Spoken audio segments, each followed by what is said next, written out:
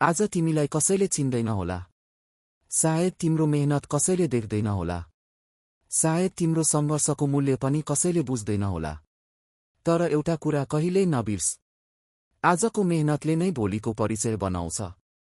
त्यसैले यदि तिमी आफ्नो सपना पूरा गर्न चाहन्छौ भने यो भिडियो अन्तिमसम्म सुन्नु। सफल मानिसहरू जन्मिँदै सफल हुँदैनन्। उनीहरूलाई सफल बनाउने कुरा भनेको हरेक दिन गरिने निरन्तर मेहनत हो।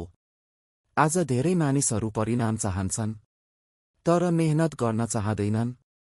उनीहरू सफलता खोज्छन्, तर सफल बन्ने बानी बनाउँदैनन्।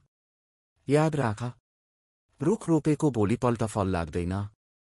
बिउलाई समय चाहिन्छ, पानी चाहिन्छ, हेरचाह चाहिन्छ, त्यसपछि मात्र त्यो विशाल रुख बन्छ। तिम्रो सपना पनि त्यस्तै हो। आज गरेको सानो प्रयास भोलि ठूलो सफलताको आधार बन्न सक्छ। यदि अहिले कसैले तिमीलाई विश्वास गर्दैन भने चिन्ता नगर, आफ्नो काममा विश्वास गर।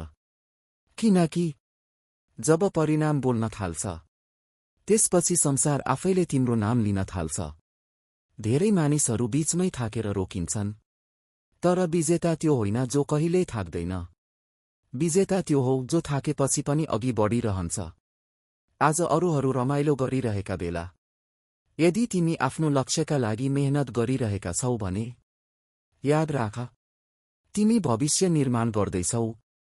त्यसैले आज एउटा निर्णय गर, गुनासो होइन, मेहनत गर्ने, अरूसँग तुलना होइन, आफ्नो प्रगति हेर्ने, हार मान्ने होइन, अन्तिमसम्म लड्ने।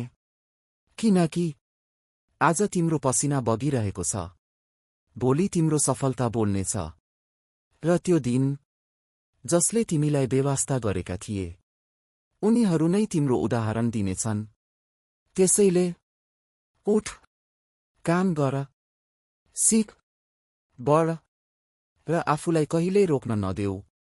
याद राख, आज मेहनत गर, भोलि संसारले तिमीलाई नामले होइन, सफलताको उदाहरणको रूपमा चिन्नेछ।